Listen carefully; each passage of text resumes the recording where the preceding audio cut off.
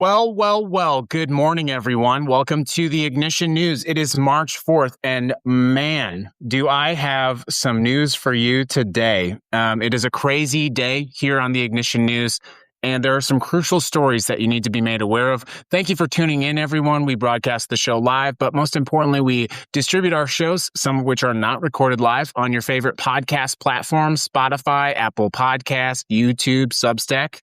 I want to thank everyone who's been following us over at Substack, and I do want to thank a lot of people who have supported the show lately on our little Buy Me a Coffee, buymeacoffee.com/Rebel Radio.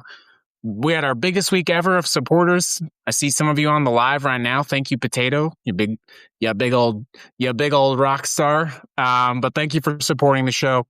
It helps us to be able to take the time to do the work that we do. The Ignition News is your source of news without the amygdala hijack, to deliver you the truth while and when we can. And I want to be very clear about that I have some concerns about how long not only we will be able to do this and produce and give this information out to share this content, but how long truth will be able to spread in this country. And there's very real reasons for that. But let me start out, now that I've been fucking gloomy, let me go ahead and start it out with a little bit of a lighter note, a hint of spice, a hint of tomato. It is March 4th. Let me tell you some historical trivia. On 1979, the NASA Voyager 1 probe took the first images of the rings of Jupiter. In 1918, we had the first documented case of Spanish flu. 1966, the London Evening Standard published an interview with John Lennon where he stated that the Beatles were more popular than Jesus. Of course, this caused massive international outcry. And in 2004, the reality television show Pimp My Ride made its first debut episode.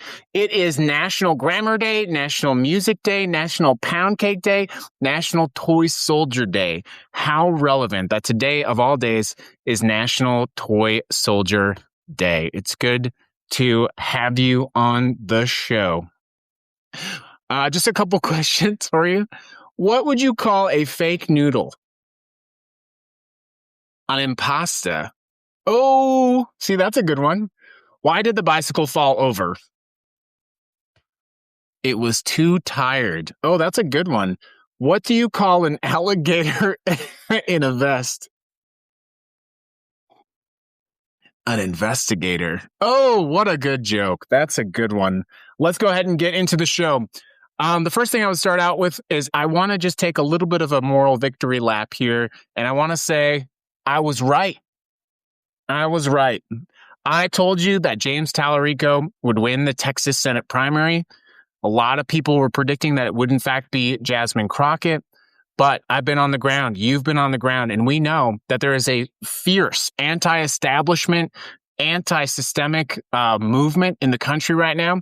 People around the world right now, and especially in the United States, are seeing the lack of action by politicians like Mike Johnson, which we'll talk about in a second. But in particular, they see the feckless jellyfish spine of the Democratic Party, Chuck AIPAC Schumer, Hakeem AIPAC Jeffries, and their lack of any courage, conviction, or ability to have a set of spine and to do anything. And let me tell you what, I'm going to make this prediction right now. Having AIPAC contributions is going to be a significant negative deficit for any politician running for office right now. Actually, I have some data we'll talk about on tomorrow's show about that. There's a pretty surprising race in the special elections that happened yesterday that I want to talk about. But in particular, James Tallarico versus Jasmine Crockett. What a pleasure that we had to have two, rising rock stars in the Democratic Party. But we have to be honest with ourselves. Jasmine Crockett ran for the seat in the Senate because she was gerrymandered out of her seat. James Tallarico is an anti-establishment force of nature confronting the surge of Christian nationalism.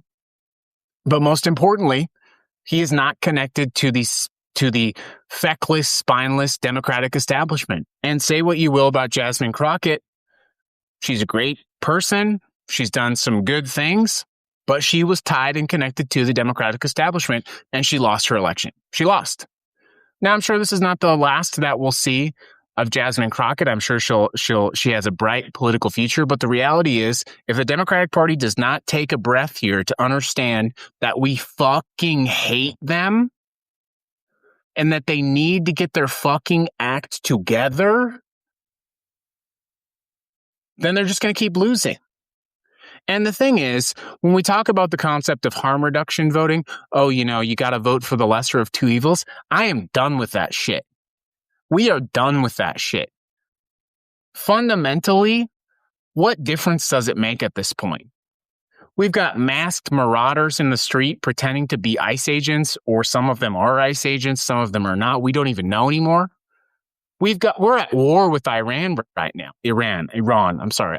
I'm working on that. You got to stick with me.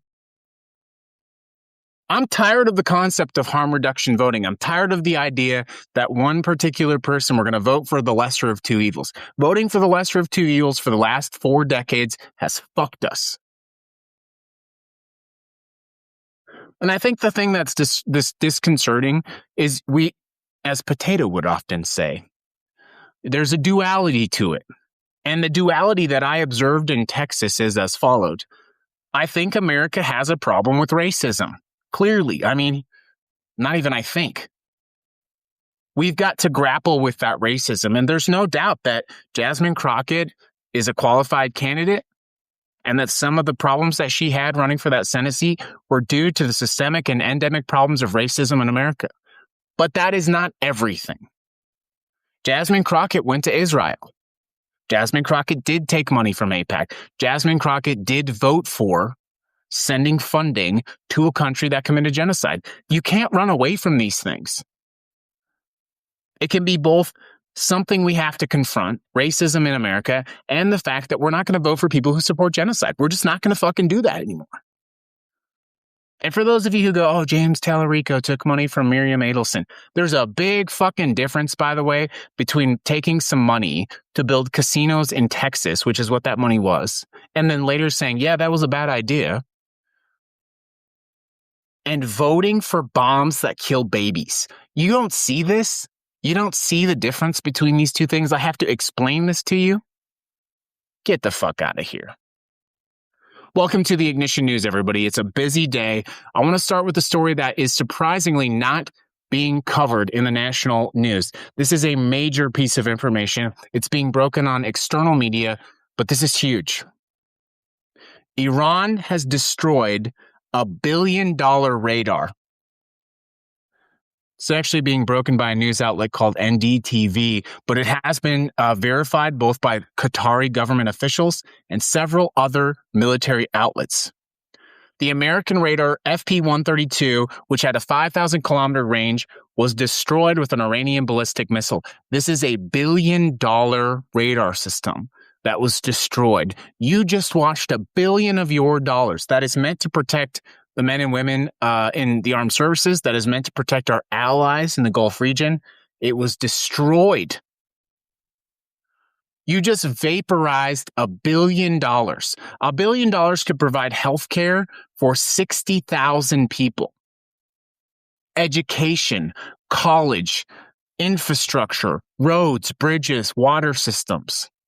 They just vaporized a radar system. Purportedly, this is the second radar system that they have vaporized. This is what happens when the military is run by an alcoholic in a clown car.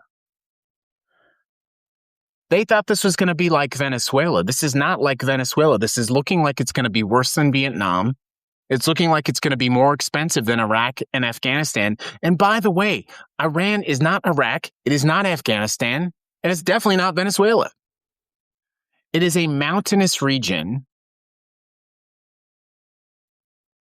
with a massive political and religious infrastructure that is not just going to roll over to the senile orange man with rotting neck, whatever is on there. I don't know.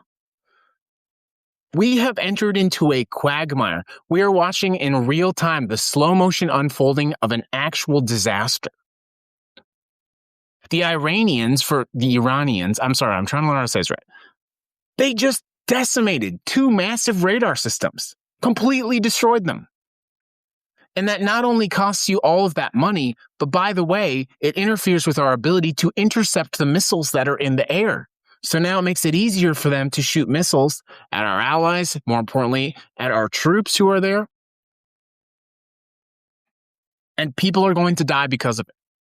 What happened in Iran was completely unnecessary. It is a slow motion disaster. We have 4 stories today. It's so good to see everyone today. I'm so glad you're here.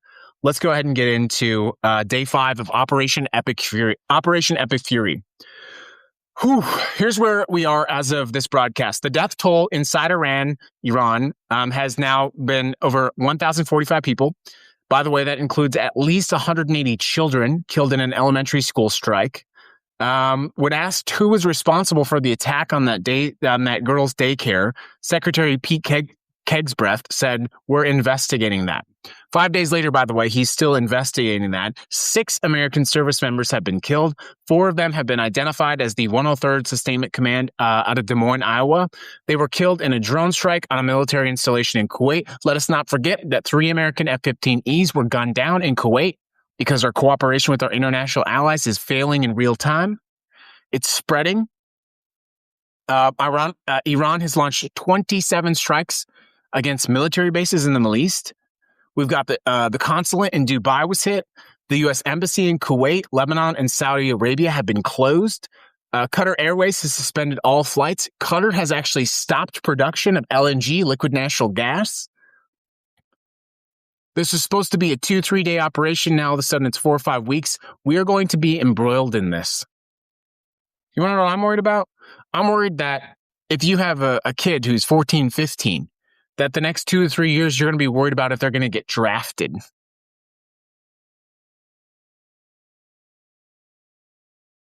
This is what war without a plan looks like. This is what happens when your military is run by a clown car. They thought they had all these victories because they unconstitutionally removed a dictator in Venezuela. They thought that it would be easy to do this in Iran. Guess what? We're finding out in real time this is a disaster. And it's not just a disaster because of the loss of life, which it is. It's a disaster because of what it's doing to our Constitution. Congress right now is voting on whether to exercise its constitutional authority.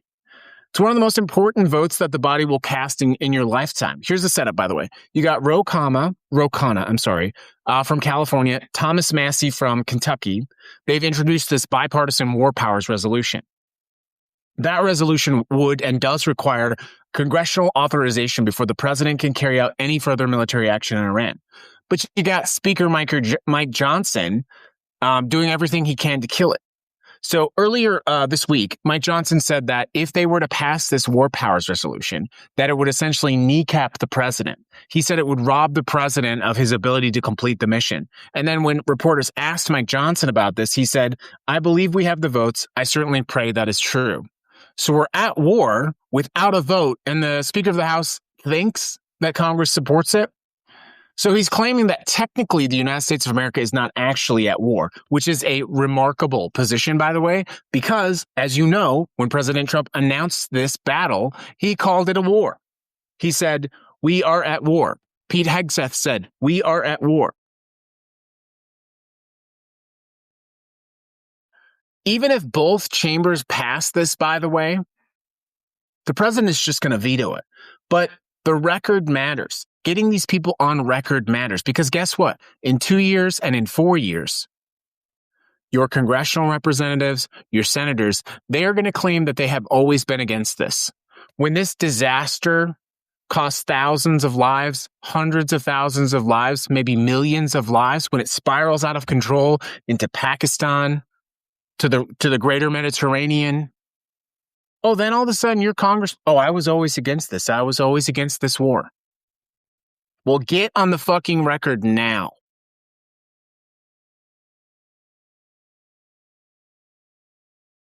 And here's why it's important. Those very same congressional representatives, our next story, they are telling us actually how bad it is. On Tuesday evening, so last night, the Trump administration briefed all members of Congress behind closed doors about what's happening in Iran. Marco Rubio was there. Pete Hegseth was there. John Ratcliffe was there. John Ratcliffe is the director of the CIA. The chairman of the Joint Chiefs of Staff was there, and the Democrats walked out looking like they had just been handed a, I guess, bowl of crap. Elizabeth Warren had this to say publicly. She said, and I do want to quote her directly. She said, "It is so much worse than you thought. You are right to be worried. The Trump administration has no plan in Iran. This illegal war is based on lies, and it was launched without any imminent threat to our nation. Donald Trump has still not given a single clear reason for this war, and he seems to have no plan on how to end it." Ed Merkley, he was Markey, I apologize. Ed Markey said this. He said this, Donald Trump is waging an illegal war, and he has no plan to end it. So the people who went to this classified briefing walked out like white as a ghost, and they realized that we're entered into this military conflict on behalf of Israel with no exit plan, with no need to get involved in this. Now we have dead Americans, dead Iranians. We have infrastructure crumbling. At least $1 billion in our radar infrastructure has been decimated.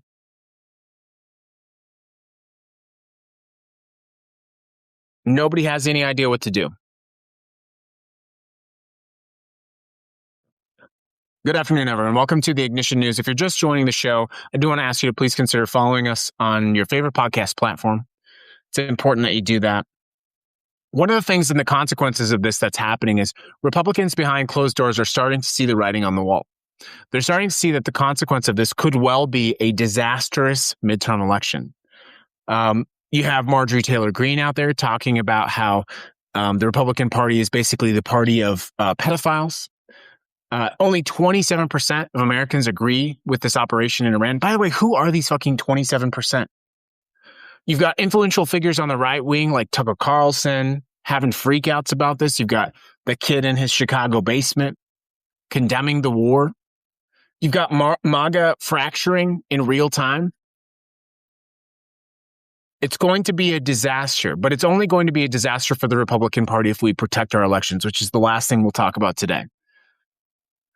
I do want to give you a little bit of a positive story about someone who's doing something great, and that's Mr. Bernie Sanders. While one party is consumed with their illegal war, you do have Bernie Sanders and again Ro Khanna introducing a piece of legislation that I really want to talk about. It's called Make the Billionaires Pay Their Fair Share Act. Here's what it does. It imposes a 5% annual wealth tax on approximately 938 billionaires in the United States. Not just their income, which is how they get around all this, but their wealth. So the total assets, by the way, of those 938 billionaires is about $8.2 trillion.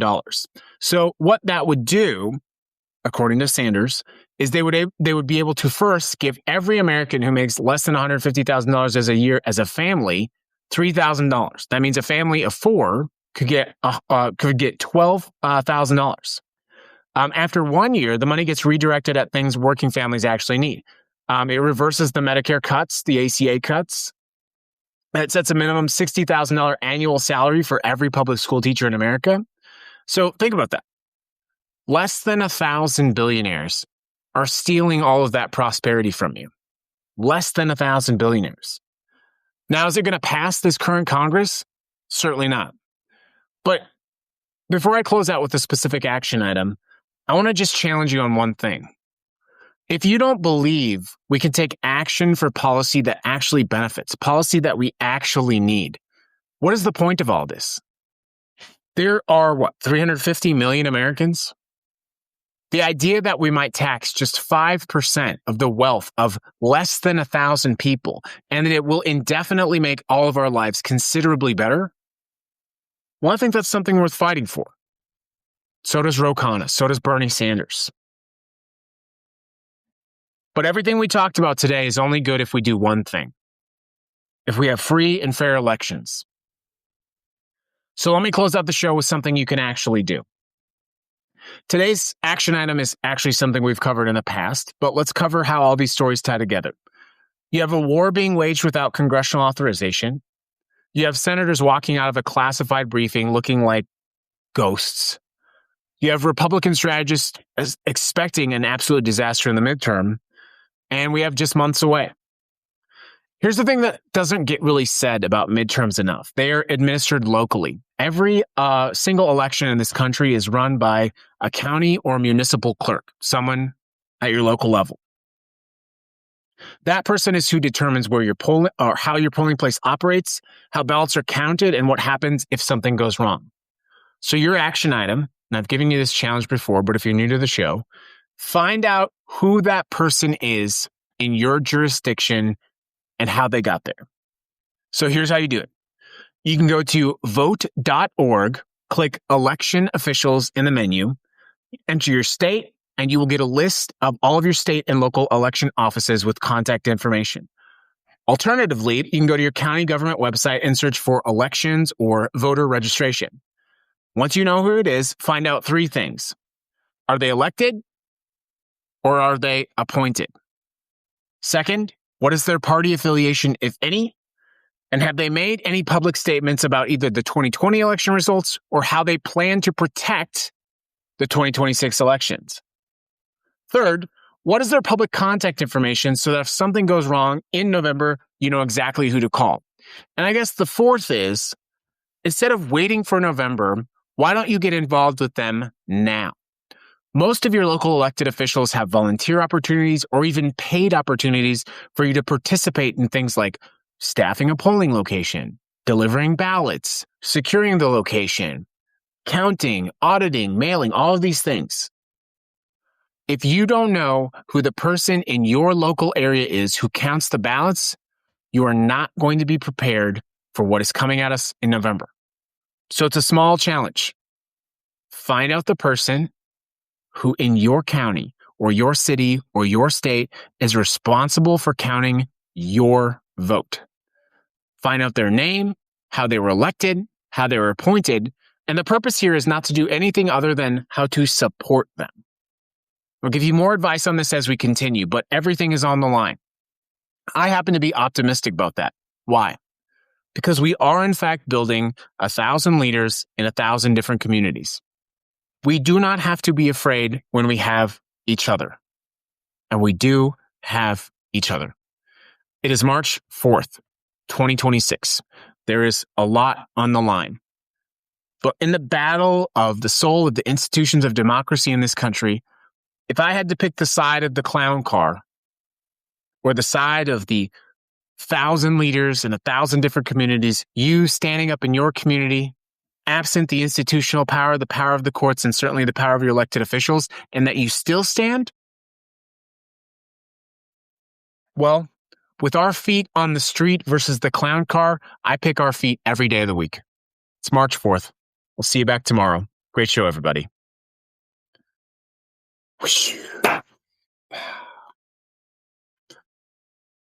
Nice. Bye, Substack.